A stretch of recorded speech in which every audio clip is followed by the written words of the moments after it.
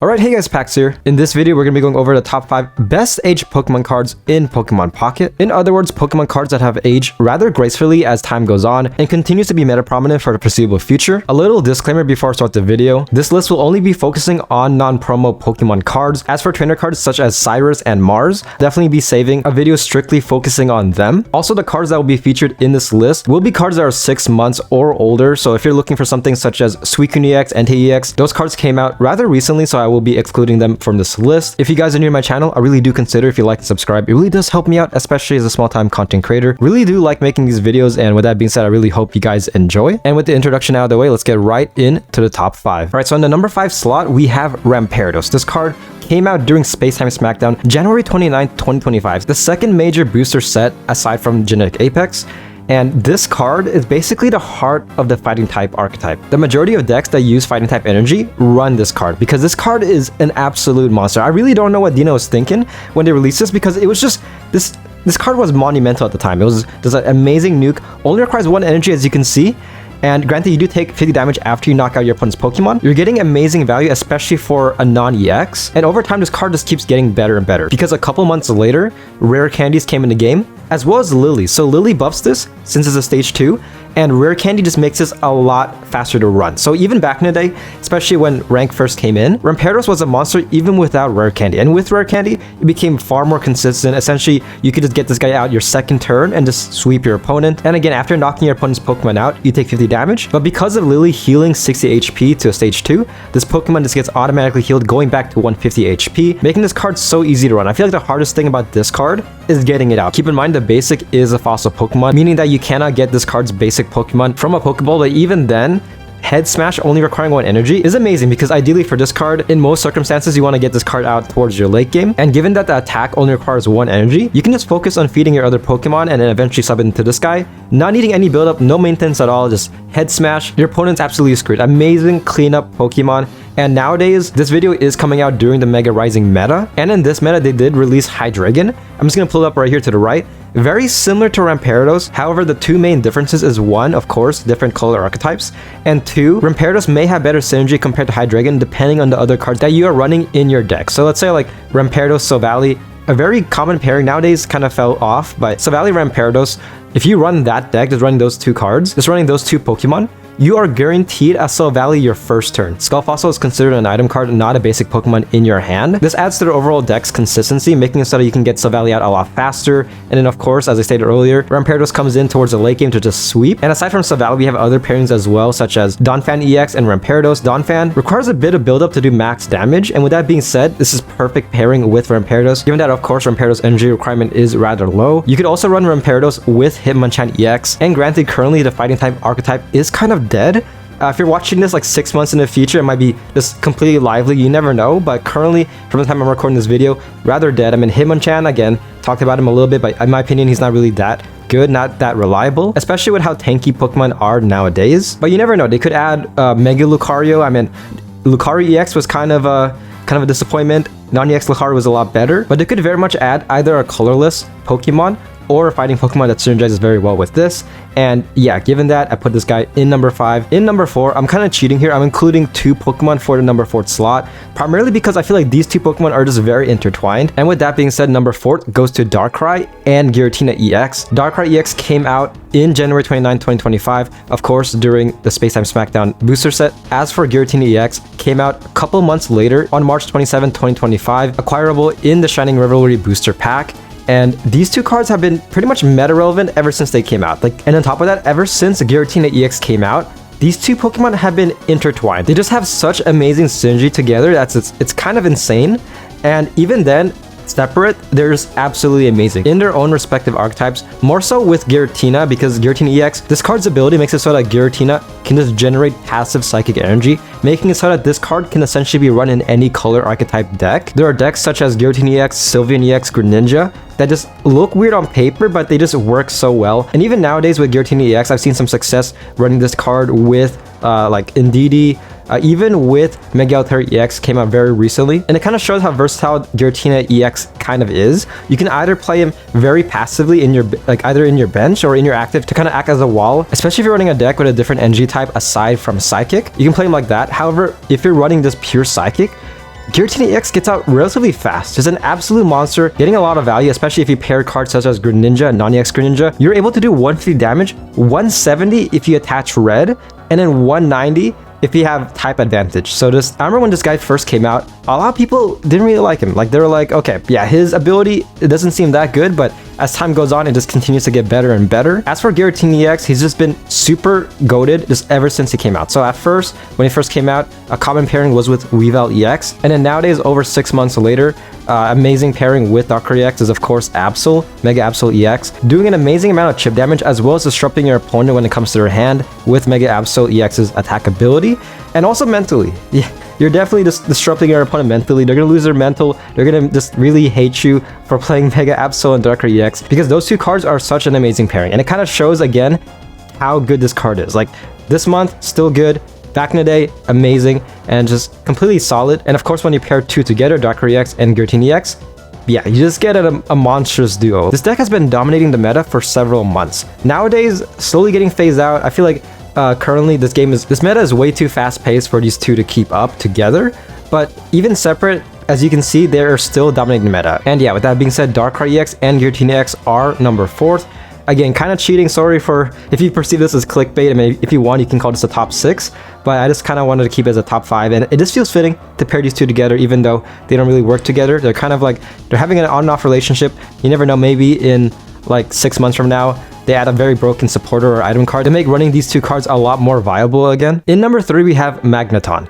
Came out on October 30th, 2024, aka the release of the Genetic Apex booster set, and more specifically, the release of the game. So this card has been out ever since the game has came out, and still, this card just, you get so much value with this card, and over time, it just gets better. Like, with the addition of supporter and item cards, the stocks for this card have just been consistently going up.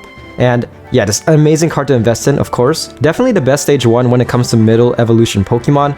And yeah, for one thing, looking at the ability Volt Charge, it generates passive lightning energy. You essentially get a free lightning energy each turn using this ability, and that's pretty huge. Very similar to Giratina EX, but for Giratina EX's ability, after using that ability, it ends your turn, whereas for Magneton, it doesn't. So you could just feed this Pokemon with their ability, as well as your active, and attack with your active, getting a ton of value in your first turn. Now, granted, when this card first came out, wasn't really that good, because keep in mind, upon release, this card didn't have a stage 2. Volt Charge is broken, but in regards to the attack, only doing 60 damage for 4 energy, wasn't really anything that huge, especially at the time. But even then, I mean, back in the day, you could pair this card with Zapdos EX or like even non-EX Jolteon, amazing pairing. Also, of course, Pikachu EX. It wasn't until Spacetime Smackdown that this card became an absolute monster, because keep in mind, in Spacetime Smackdown, Magnezone came out. Completing this evolution line, essentially. Magnezone, I'm just gonna pull him up right here, as you can see, does 110 damage, has decent amount of HP, especially for a non-EX stage 2. By your 3rd turn, you can get Magnezone out, and by then, this card should be fully built. Has 3 energy without using your energy from your energy zone, meaning that you could just start building, let's say, like your Pikachu EX in your active, Tapu Koko, just whatever card you want in your active, and then eventually sub this guy in, and he's gonna be fully built, just like that. It feels like magic.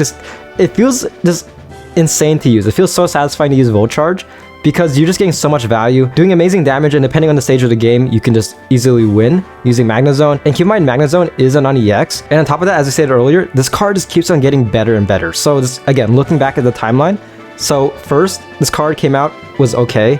Magnezone made this card a lot runnable. The addition of the Dawn supporter card made it so that this card could essentially be an energy support, because before then, only supporting itself. But then with the addition of Dawn, you could generate passive energy with Volt Charge and just feed your active. This is amazing for certain situations, especially if you go first, because if you're going first, depending on the deck that you're using, you're essentially at a disadvantage when it comes to energy. So you could Volt Charge and then Dawn to kind of counteract that. And then several months later, Elemental Switch eventually replaced Dawn. A lot more versatile as a trainer card compared to Dawn, at least for the Lightning archetype, because keep in mind, Dawn is a supporter card. Since Elemental Switch is an item card, you could Elemental Switch as well as use a supporter card in the same turn. So Elemental Switch, Professor's Research, you could also pair with Cyrus. So yeah, getting a lot of value, essentially making this card a lot more broken than it already is. And alongside this card getting buffs, the Lightning archetype got a lot better. This continues to get better over time. And then nowadays, this card is still absolutely broken. Looking at the previous week's tournament, a Magnezone or a Lucario deck won the tournament. Very insane, and this card fits perfectly with the Lightning Archetype. I feel like it kind of adds on to like, I feel like the Lightning Archetype overall is like very fast paced. You want to do very fast damage. Sure, a lot of Pokemon are rather frail, but this card fits perfectly because of the energy support, making it so that, especially if you do, again, go first, you can just start chipping away at your opponent's Pokemon a lot faster. And again, this card is so good that you don't want to run, if you're running a Magnezone, you don't want to run a Rare Candy. Like, yeah, the value with this stage 1 is amazing. Rare Candies essentially change how you play the game, making it so that you can get stage 2s a lot faster.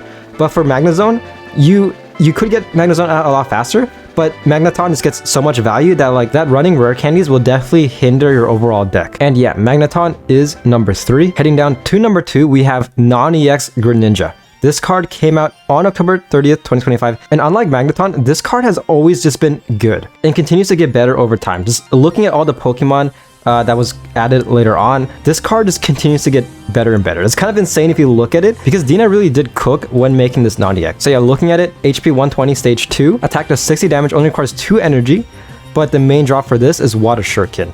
You're just doing 20 damage to one of your opponent's Pokemon, and this card could just be in your bench. Like, you don't have to have this card in your active to do the ability. You can just have him just passively in your bench, just chip in opponent's active if you want their bench. And looking at it, 20 damage doesn't seem that much, but it definitely does make a huge difference, especially paired with the attacks of other Pokemon. And there was a time, especially when the Water archetype wasn't really that huge as it is today, where you would run Greninja and not attack with him, just using his ability just to buff, again, your other Pokemon. A common pairing that I've seen, as I mentioned earlier, is with Sylveon EX and Giratina EX. Getting a ton of value not only with Giratina EX, but also Sylveon. You could do 90 damage, pretty decent. And on top of that, this card has so many trainer cards buffing it. So, okay, so first of all, Misty kind of buffs Greninja. Sure, you can get some pretty good value just getting easy energy. Cyrus Greninja is just an absolutely broken combo, even to this day. Just Greninja able to just chip your opponent's bench, then you can just Cyrus, bring that bench Pokemon into the active and just beating that up, and just proceed to wail on said Pokemon. We also have Rare Candies, again, buffing a lot of stage 2s, but I feel like for Greninja, makes it far more consistent, making it so that you don't really have to run Frogadier in your deck. And of course, Lily. Greninja does benefit from Lily, as well as Rita, yeah, since it's a water type. Elemental Switch, yeah, buffing water type as well overall. And if you want to stretch even further, you could kind of argue that Suicune EX is also buffing Greninja, making it so that you can just you can get cards a lot faster, getting this guy out just much quicker. And speaking of Suicune EX, yeah, still an amazing pairing. Suicune EX Greninja is still an amazing pairing. Again, looking at the past week, looking at tournaments. If you guys are curious, I do make weekly meta reports, kind of reviewing tournaments from the past week. And looking at the past week, Suicune EX Greninja did win a tournament, and it kind of shows how broken it is. That deck, I mean, granted, that deck is running a Suicune EX, but only 1 copy of Suicune EX and 2 non-EX Greninjas. Sure, Suicune EX did kind of revive the water archetype, but I'd argue that without non-EX Greninja, that archetype won't be as broken. Because again, Greninja Cyrus combo on top with Suicune EX just generating an extra card each turn just makes it such a monstrous combo. And I'm sure, I mean, a lot of people are probably sick of Suicune Greninja just in the meta. Kind of proves my point how broken this card is and how it's just aged like fine wine. This absolutely amazing card because you're getting so much value using Greninja. And with that being said, they better cook with Mega Greninja because the bar is already set high with this non-EX. And yeah, Greninja is a number 2. All right, so before we get into the number 1 slot, I just want to quickly mention some honorable mentions. Now, the first honorable mention that we're going to be talking about is Silvally. This card came out on May 29th, 2025 in the Extra Dimensional Crisis Booster Pack. And right off the bat, this guy was insane.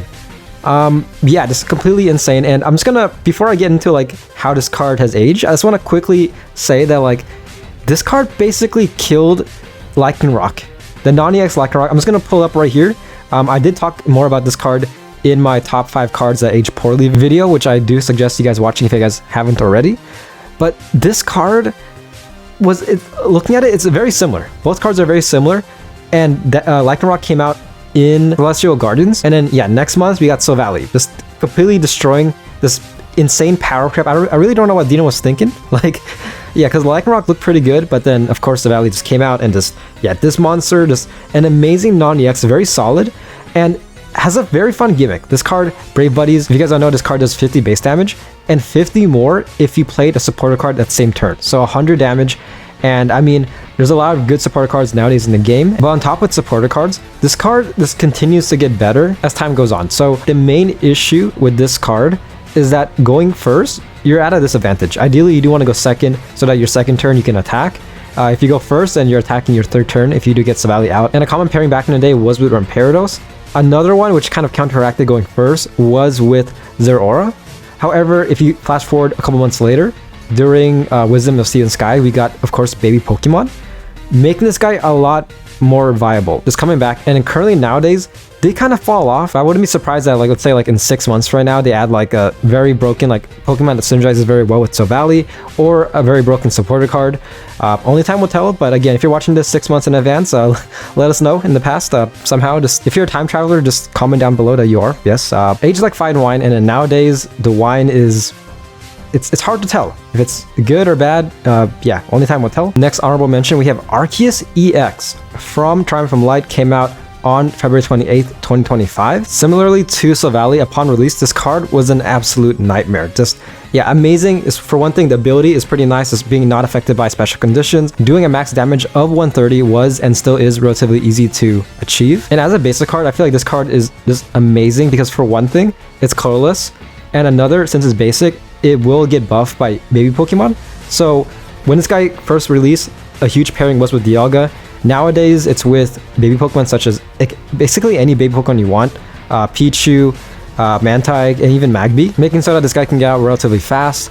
And nowadays, again, looking at the meta, kind of fell off, but it's Arceus EX. This card has a weird tendency of coming back into the meta.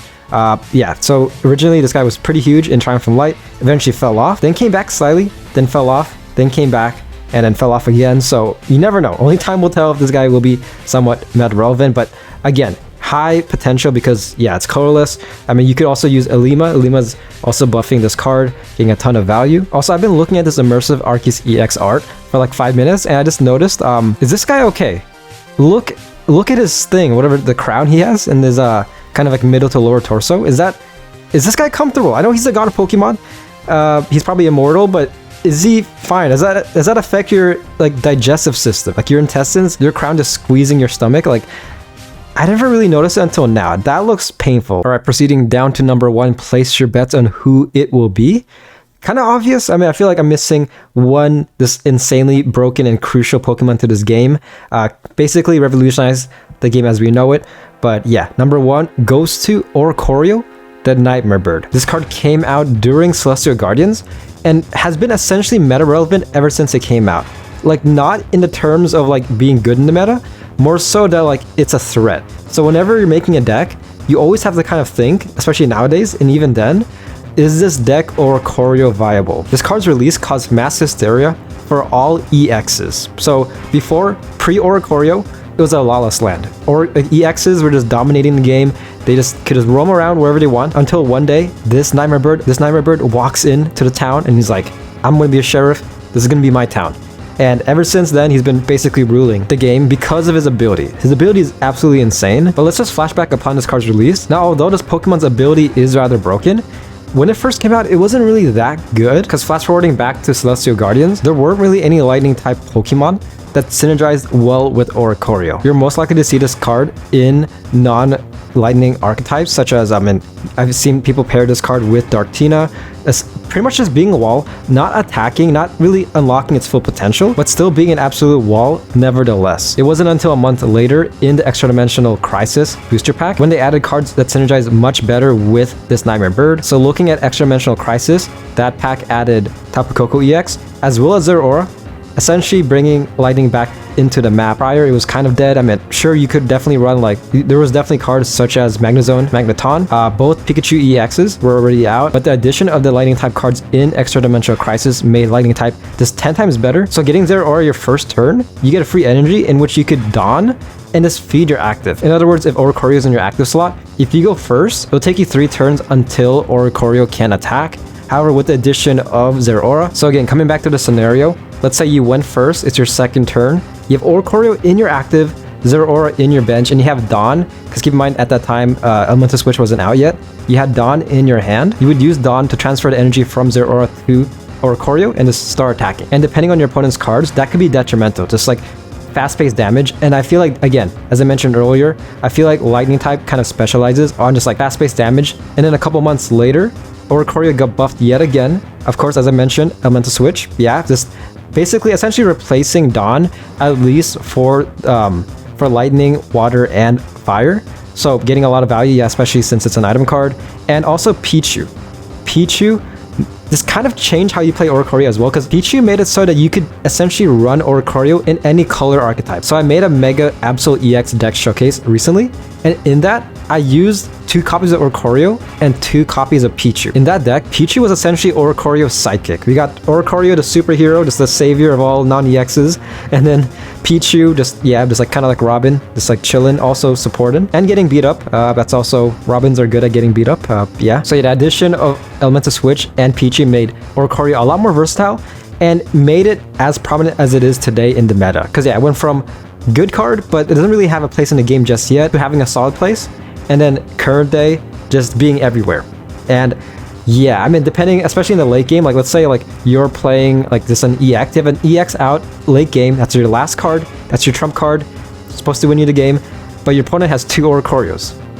And it's GG, because I mean, you could Sabrina, but your opponent will just sub in the other Oricorio, making it so that fully EX decks aren't really that viable because of Oricorio. Like, it's too big of a risk to run. There are EXs that do chip damage, like also status effects, but I mean, also there's PC Lady buffing Oricorio, healing up that status effect damage. Regardless, you kind of have to jump over hoops and hurdles just to counteract this Nightmare Bird. And I mean, nobody saw this guy coming, but when he arrived, he just stole the show. And yeah, those are the top 5 cards that age like fine wine.